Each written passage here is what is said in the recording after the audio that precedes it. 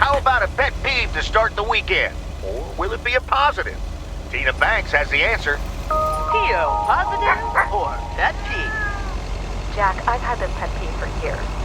We've got a beautiful lake and a nice boulevard, but why don't we have one of those coin-operated binoculars? I like the idea, Tina. Let's take a closer look at today's weather now.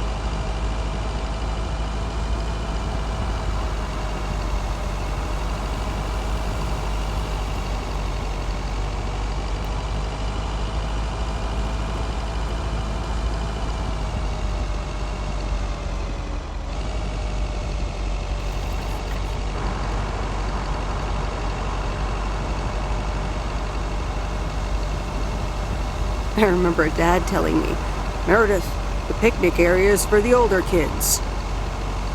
I think I was 17 when I had my first actual picnic here. It rained.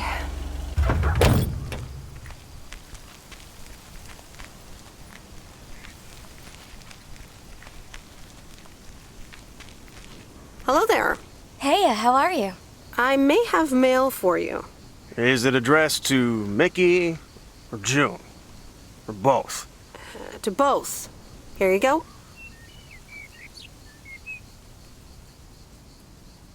Oh, sweet brother Damien, savior in the hour of darkness. Never mind him. He's a bit stressed out. We were a bit low on paper. Nice to meet you. What's your name? I'm Meredith. Nice to meet you too. Woo! What kind of paper? Probably a bit of cash and some rolling paper. Rolling paper? Yeah, you know, for homemade cigarettes that make you feel funny. Ah, that kind of paper. No harm in that. Amen, sister. Thanks for the delivery. You're welcome. So, are you guys on vacation? Sort of. Although I guess you need a job for a vacation. Joan, can you get in here, please? Now? Oh, that's my cue. It was nice meeting you, sweet Meredith. Can you, not tell the authorities your whole life story?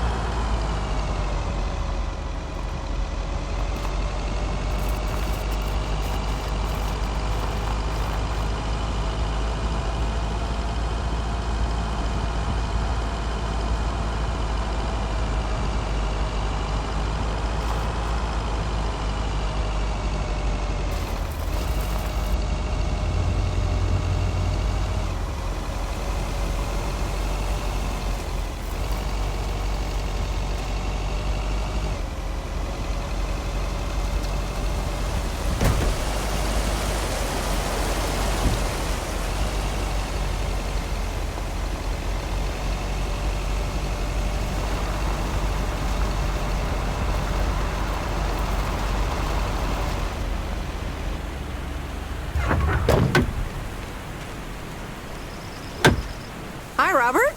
Here's the mail. Thanks, Meredith. And, sorry for leaving all of a sudden yesterday.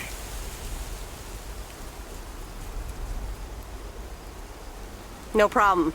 Leaking roofs don't fix themselves. Well, it was just... I needed some space. I think I've gotten a bit too used to being on my own.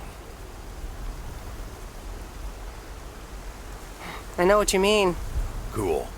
Thanks. I just don't want you to feel weird about it. I was the weirdo. Right. Okay. I just wanted you to know that. Anyways, let's see what's in the mail. The dentist appointment. Wait, why am I sharing that with you?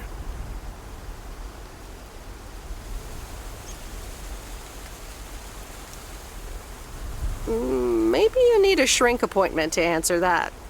Yes, but for now, I'll stick to my wood chopping therapy.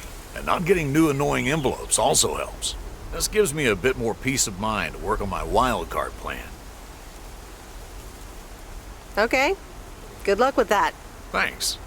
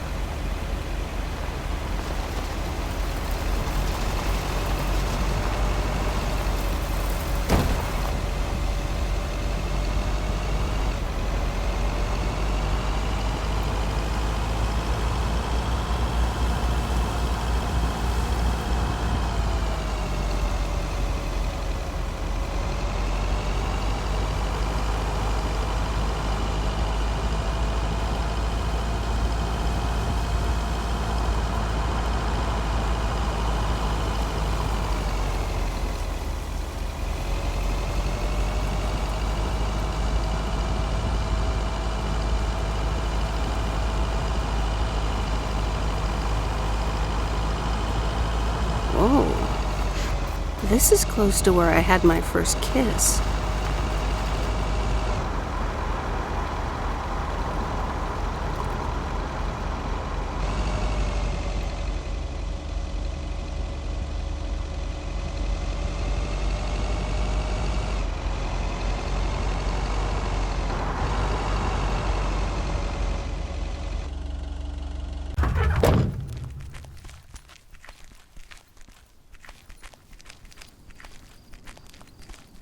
Hey, Lori.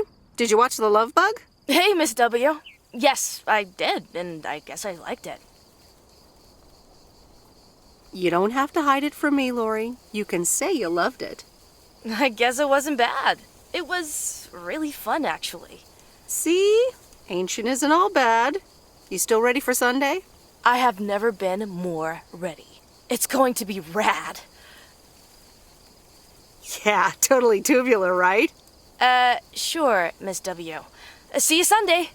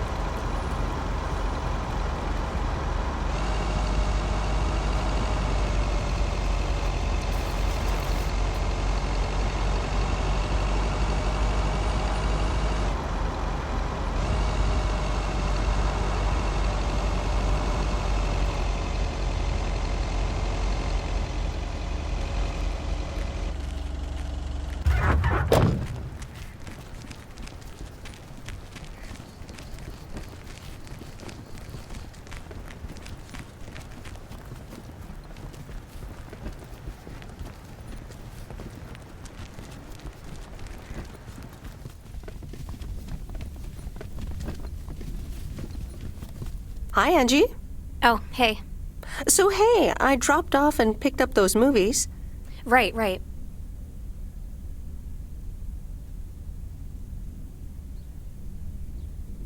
Is everything okay? You don't seem your usual peppy self. You don't know me, Meredith, okay? This can be a stressful job.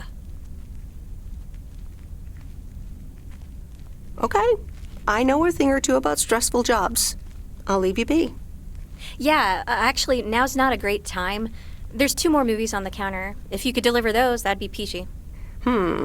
Jaws and The Dirty Dozen.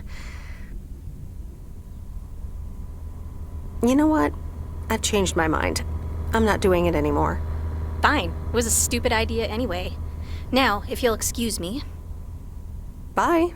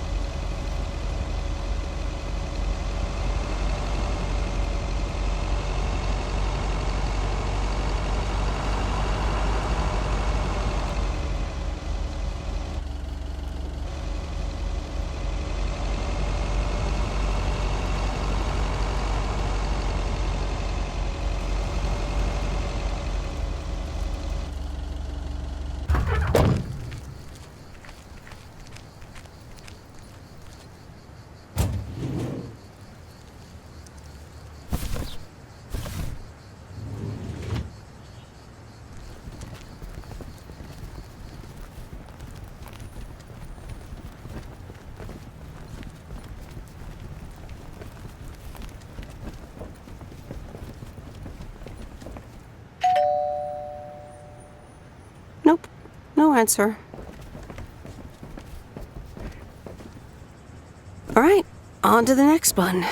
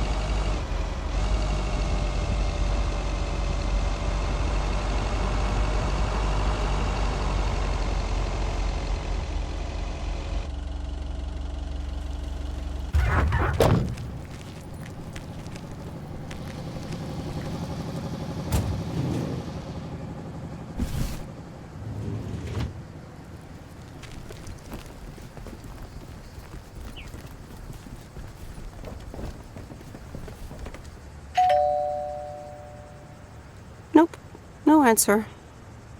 There you go.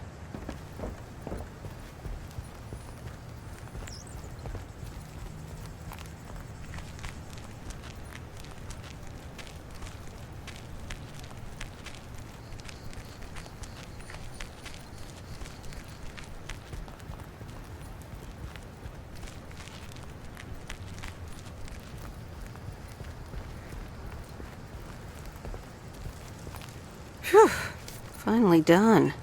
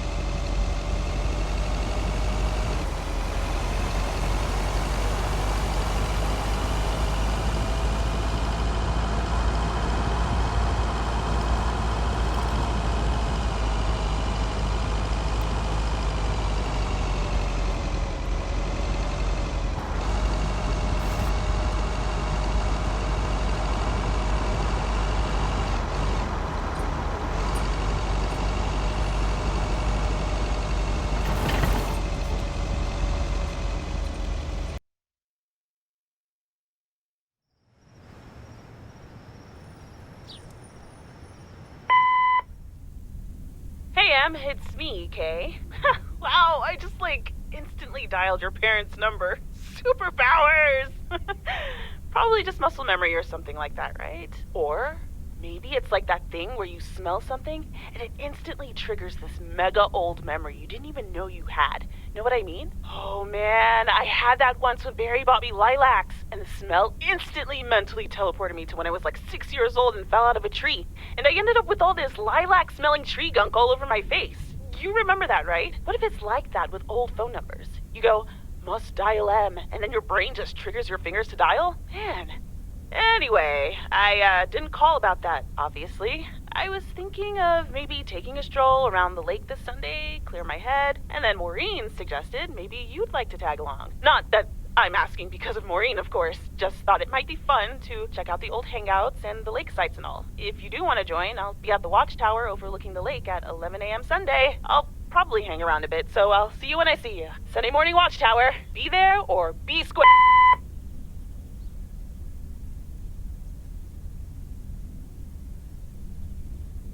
The Countess and the Carpenter. Chapter 2. Cecilia hated old Mr. Nabenshoe's table manners. The way he slurped rhubarb into his digestive system was quite the dampener on Cecilia's appetite. She wanted to get out of here and drink and dance with the common folk. Every night, she heard their merry noises travel through her bedroom window, the sounds of real life.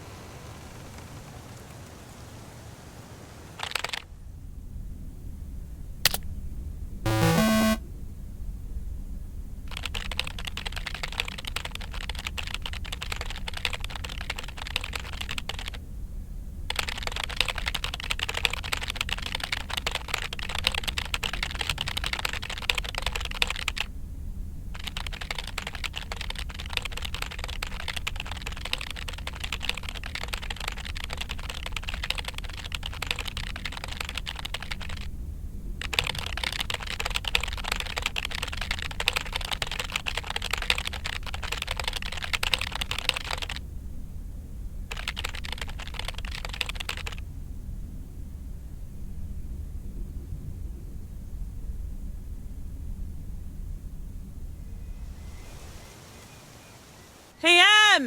Em! Up here! Hiya! Should I just come up? Come on up! You just have to watch your step on the third ledge. Should be good. I have to what? On the what now? It's fine. Cross my heart and hope to die. Scout's honor.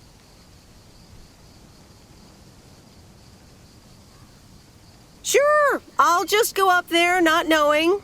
What could go wrong, right? Hi there. Good to see you. So glad you made it. Isn't it nice up here? sure is. Oh, that view. Gets me every time. Sounds like you're starting to remember what's great about P.O.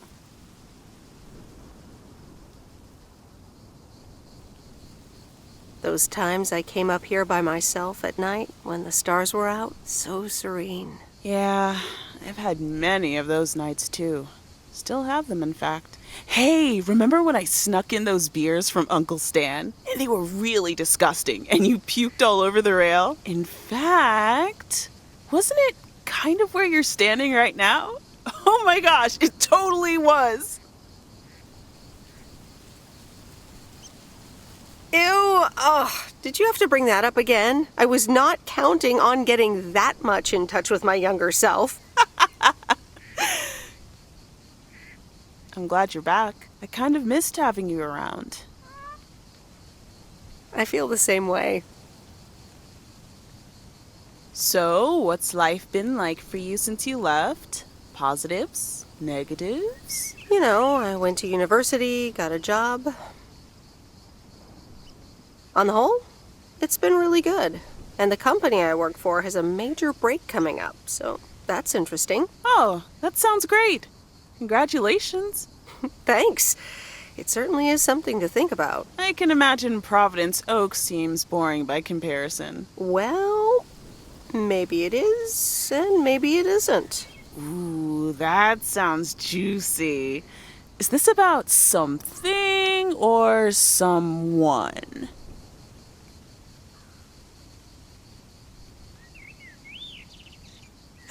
I'm glad we can have these adult conversations now. Ooh, there she goes with the crazy eyes. M still stands for mind your own beeswax, I see. All right. I'm backing off. What about you? How have you been? I mean, really? Really? It's been great, and it's been tough. You know, I guess it's like that for everyone. I mean, I wanted to go to art school, yes, but turns out I wasn't good enough, or at least that's what they told me when I applied. So I decided to stay and do my own thing. Make music, perform and stuff, you know. I picked up some shifts at the diner, Barry and I reconnected, we got married, and then Max came along. You haven't met him yet, have you? He turns 13 in a few months. Time flies. Anyway, having Max gave things a different rhythm, but I still continued with my music. Even managed to get a bit of a buzz going in Portland. Lined up a few interesting gigs. Tough to balance, but fun. That sounds exciting. Yeah, just like that, Uncle Stan got sick. Hit him and Aunt Mo like a ton of bricks. It was crushing. There I was, just about to get somewhere with my music. But I just couldn't let them down. So I stayed. Helped out nursing Uncle Stan, picked up his shifts at the diner. Sounds like you really stepped up. Well, in hindsight, it was a lot. In the moment, though, you don't stop to think. You just do it. Where was Barry in all this? Barry was actually really great. We divided tasks back at the house, and he took care of Uncle Stan when he could. No questions asked. He was just there. And now you still work at the diner? Well, Mo has offered a couple of times to put my name above the door at the diner. Up until now, it felt like too much. Too soon. Too definitive. But I don't know. Maybe if she asks again, I'll think about it.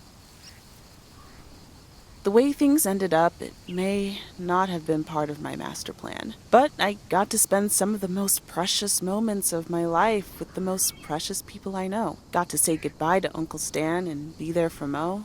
He basically raised me. I'm grateful I got to do that for them. And I built a family of my own, right here in good old P.O. And one day, those kids will hurl all over this rail just like we did.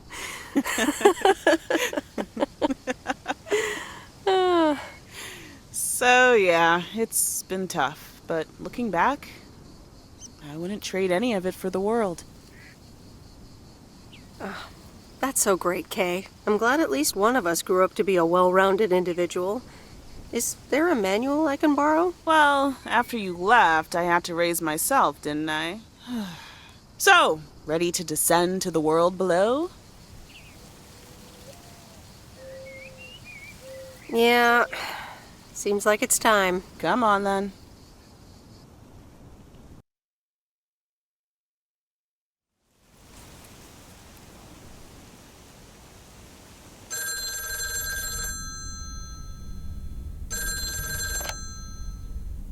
Hello?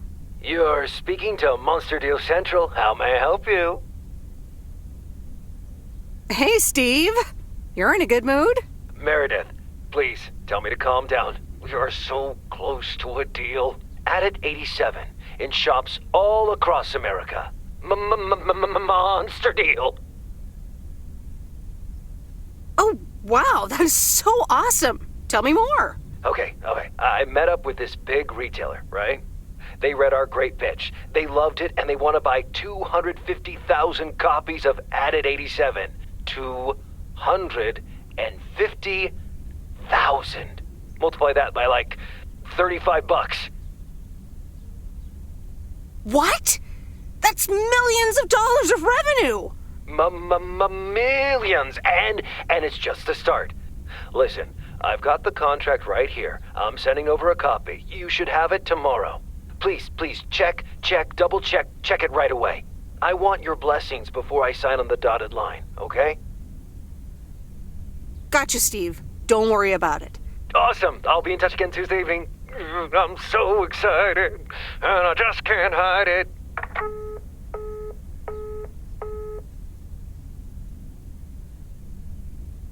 It's official. I love horror movies. A Nightmare on Elm Street is radical. It was amazing. Thank you for watching with me, Miss W.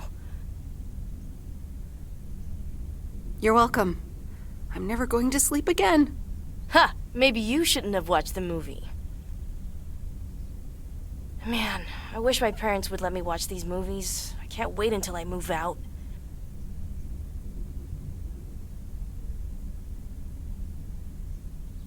Yeah, oh well. I hope you had fun. Yeah, I did. Maybe it's about time I convince my parents that I'm old enough. I'm almost an adult, and I don't want to wait until I've moved out until I can watch another horror movie. Don't worry. We can always do this again sometime. Yeah, I had fun. I hope you did too. For sure. Maybe we can visit Angie's store and find a new movie to watch. Oh, yeah, totally. Good night, Miss W.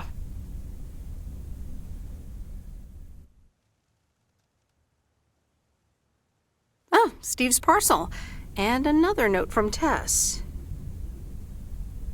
Hey, Em, here are Steve's contracts. I bet you're in the mood for some light reading. And now without sarcasm, really.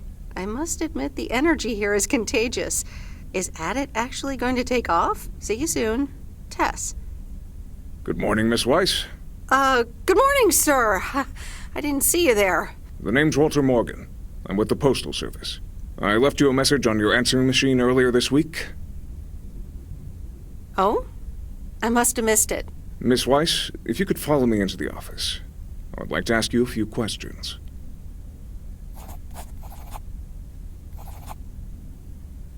Are you familiar with the Postal Service policies? Yes, well, the gist of it. Can you remember the segment from Chapter 11, Section 3, first paragraph? I'm sorry, that part seems to have slipped my mind. It says in Chapter 11, Section 3, first paragraph, and I'll paraphrase, it is forbidden to use Postal Service property for personal gain. Yes, very bad. Not good. Not good at all. Miss Weiss, I'm aware that you've only just begun working here, but I trust that you do not take the responsibilities of a postal worker lightly. No, of course. I mean, yes, sir. The Postal Service puts its employees under the highest level of scrutiny. I advise you to answer the following 3 questions truthfully. A yes or no will suffice. Do you know Frank Coleman? Yes? Have you ever given him envelopes or received envelopes from him that weren't postmarked? Yes. Are you aware that Frank Coleman wagers bets on baseball games? Yes.